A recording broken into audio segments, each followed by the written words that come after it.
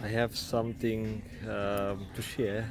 It's not a story, it's nothing extraordinary, special, nothing super interesting. It's something to think about, and it might be related to how people are being treated based on their appearance. And as you can see, I'm not shaved today, and I have the work clothes. Maybe this is a winter jacket, dirty pants after working 2 days on construction site.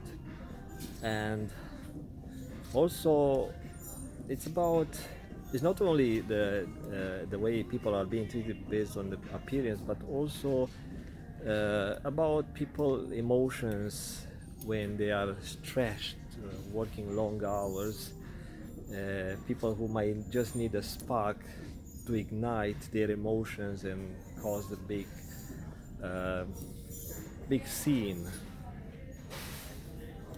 I'll share two experiences. I got not kicked out of the store, but I was asked to leave the store. And in the first incident, the police showed up. That was like 12, 15 years ago. That was my first time dealing with a zealous store manager. I think Filipino, not Chinese, someone from Asia. One of those people who gets to lead other people because he know how to, uh, you know, not really report, but keep workers in their place. Kind of, he is the manager and everyone else is like in a jail, like an inmate. That's the attitude, and I've seen that even here in Vancouver in manufacturing plants where they have this micro managers, like some sort of supervisors, um, who want to be in control and who want to show everyone else that they are in charge. And this is a poisonous work environment. And so I went to an Office Depot location. So Office Depot had a bunch of stores, and I've been to one to find a memory card for my PDA at the time. Not a tablet, but it was a PDA, kind of a tablet device. And I had my backpack, and I'm browsing on the aisles, and I sensed that one of the employees, according to his dress code, is following me around, and he came to me and he said, "Yeah, you have to leave your backpack at the front counter."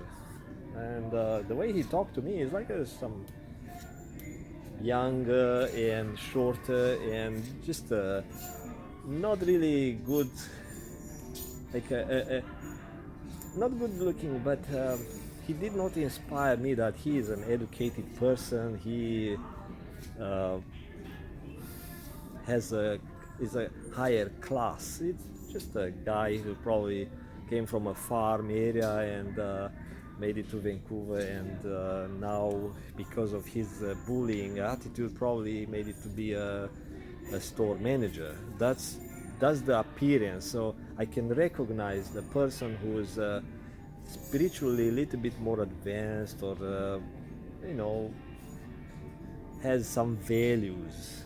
I can detect those without them talking. And so this guy asked me to leave the backpack, and I said that's not okay. You saw other customers, they carry purses and handbags, and you came to me because I'm not shaved and because my clothes, my work clothes. He said, no, you have to leave your backpack. So he kept asking me that, and I said, this is discrimination. I don't like it. And he said, yeah, if you don't like it, you have to leave the store. Or and I said, okay, I'm not going to leave the store. So he got me cocky. He was cockier, and it was like not a fight or a verbal argument, explosive argument. It was just a, he's trying to show his powers, his authority, and myself, I felt like I don't want to be put down by some jerk, some guy who probably has some high school and that's it. It felt unfair. And he said, yeah, if you don't leave your, but he had this impolite attitude that if you don't leave your backpack at the front counter, if you don't leave the store, I'm going to call the cops. I said, okay, go ahead, call the cops. And but he said that in front of the cashier because I was heading towards the exit. He kind of grabbed me with voice, oh yeah, if you don't get out there. And so I was waiting at the front cashier, and he was trying to show the ladies at the front counter that he is in charge. That was one of his purpose for that show. Um, he cannot be weak. He cannot be polite because as a male, he felt like it's not a male attitude in front of a woman to show that you are polite. So from that type of culture he came from, this is more of a survival game. If you're not tough enough, you're not aggressive enough, you're not worthy. So that's the attitude. And so the policewoman showed up and asked him what's going on, and he said, yeah, I asked him to leave the backpack or leave the store, and he doesn't want to leave the store. And I said, yes, because to me this is discrimination, and you did not ask other people, other customers to do the same thing. And so the policewoman said, yeah, if you don't leave the store while he asks you to leave the store, that's trespassing. And I said, okay, I'm sorry, I didn't know the law, I'm going to leave, but what's my course of action here? She said, yeah, you have the choice not to shop this store or maybe make a complaint. Okay, so I said, well, that's the only thing I can do here. It was no way to defend against bullying and this type of behavior, but yeah, I'm going to write a complaint. So I wrote an email to the head office, and some time later, maybe 2-3 weeks later, I got a phone call because I provided my phone number. I got a phone call from someone who had this corporate type of vocabulary, asking me about the story, and I shared, I did not have to tell lies, anything like that. And then they sent me more of an official type of letter, an apology, and telling me that the worker at that store was moved somewhere else. And I did not expect them to fired him. At the time when I was mad, I thought, you know what, for his bullying and aggressive attitude, he deserved to get fired. Because most people would feel the same way, especially if he did something like that to a corporate worker, to, let's say, someone working for a government agency. Those people would not allow this type of behavior, and they would really make a big deal out of it. But at the time I was kind of new to Canada, and I said, you know what, yeah, that's okay, as long as they apologized. And so today, earlier, I was talking to my audience about, forgiveness and stuff like that. So now God gave me a test. I went to a retailer store, a store network the size of maybe London Drugs. They sell everything. So I went to check my mail, and right after I got into the store, there was a security guard, a tall, skinny, brown guy, sitting at the door, and he saw me getting into. He scanned me, just like 40 minutes ago, maybe an hour ago from now. He saw me and started following me, but he kept some distance. And so I went to check the mail, and I saw him at the end of the aisle watching me, standing watching me, not the well-trained security guard, where they may go, might scan an aisle, they come back, they give you a look, to to check on you in case you are one of those potential thieves or something. But they don't stare. They don't stare unless they want to intimidate you or they are not well trained. So uh, I went to another aisle, and this one also is at the opposite end of the aisle, also watching me. And I thought, why he is not looking at, like, scanning other customers, because I'm not the only one in the store. And then I went to grab some eggs, and he's at the end of the aisle. Same thing. He is standing there and staring at me, and I felt really like I don't know. His staring was aggressive. It's like I'm here, so you cannot steal anything. That was the attitude I felt. Because to me, a security guard, it's like he's supposed to be there, discreet. He's just supposed to, make sure people don't do stupid. Uh, if there is an incident, he could act fast, but it's not supposed to, be like a jail guardian, because that it felt like you are being watched. And of course, after work, after long hours a few days ago, my patience with this type of behavior was not very it had some limits. And I went to this guy and I said, I saw you following me, but I can tell you that if tomorrow I was going to show up shaved and in better clothes, you would not follow me. And he said, how do you know? I said, because I see that you just watch me. You don't watch anyone else. He said, did you follow me to see what I'm doing? I said, yeah, I saw you. And meanwhile, a chubby guy, short, chubby, with very bushy beard, young, maybe in his 20s, 25 years old guy. What happened? What happened? So one of those control freaks. What happened? What happened?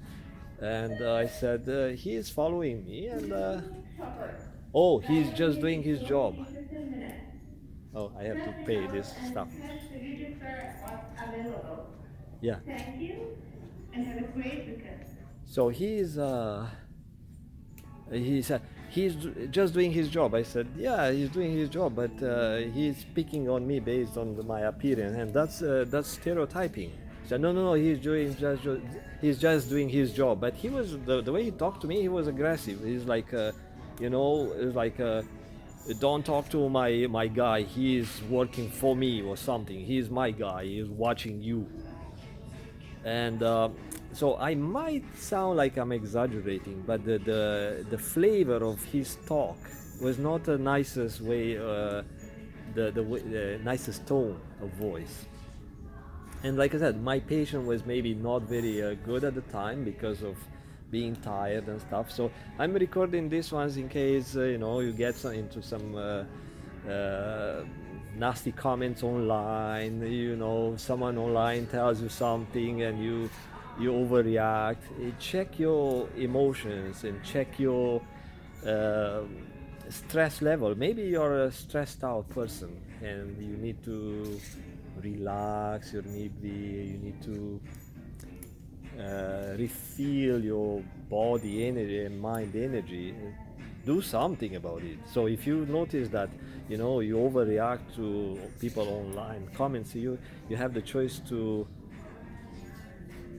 get out of online life, take a break and see how you feel, because you may be one of those connecting to toxic online environments, like toxic forums, aggressive people, and that's not good for you. So if you don't do anything, they won't do anything, and you keep doing what you do online, and you don't get better. You don't get better. The environment could be toxic, and you get sick just because of being there. So anyway, so back to this stuff, and so he said, yeah, he's doing his job, and with his aggression, and I said, shut up. And that was my overreaction when I told this guy, shut up. But I didn't say, shut the fuck up, or I'm going to punch you in the face. No, I didn't say anything like that. And he said, get out, get out. And I'm looking at this guy, he's talking like a farmer boy. And I said, why? Yeah, you get out. And he's grabbing the eggs carton from my hand, but he just grabbed it, and he showed me the door.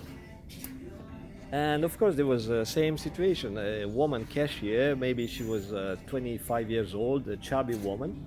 That's a union environment, I guess, I'm not sure, but probably it's union environment, union workers. And yeah, he had to show that, and he said, I'm asking you, get out, I'm the store manager. And I said, yeah, I'm going to write a complaint. What's your name? And he didn't want to tell me his name, and I said, what's your name? I need to write a complaint about your behavior. And so he grabs a name tag which was hidden under the work coat, and he put it right into my face like this distance. And of course when it's that close I can't see. And I'm trying to grab it. He said, don't touch it, don't touch it. And I said, but I can't see the name. And he pulled, and I see a name that was not a Canadian type of name. I think it was Persian or some, but he looked like a white guy. And I said, okay, I'm leaving the store. So I left the store, but I was like, I had very unpleasant. I was kind of mad, I would say. And even now I have to try to remove the tension, because he was like an evil person trying to get me mad.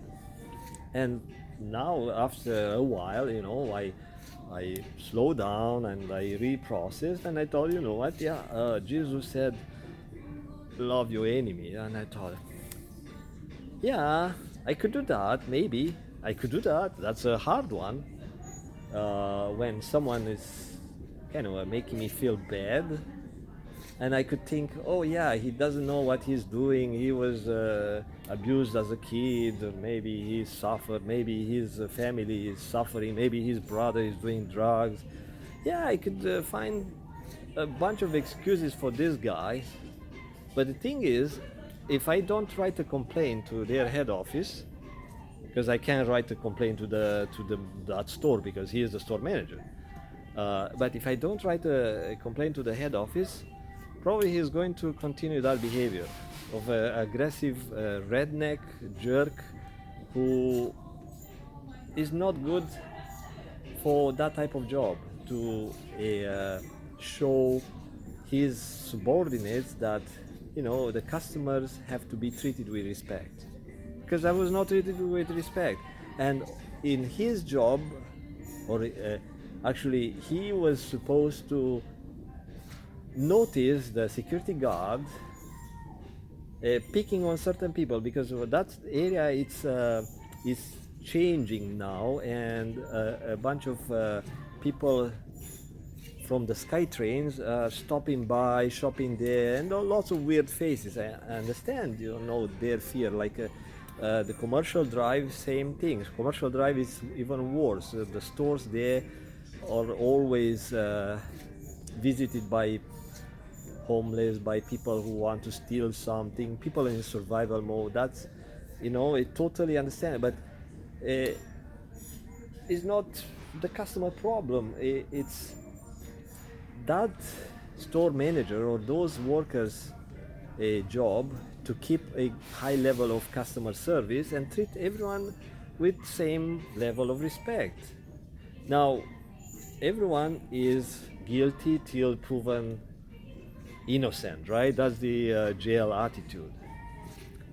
But I see it the other way around. Everyone is innocent till proven guilty, right? So every customer, regardless, it could be a homeless person who got his government check, who want to get some food, right? So he needs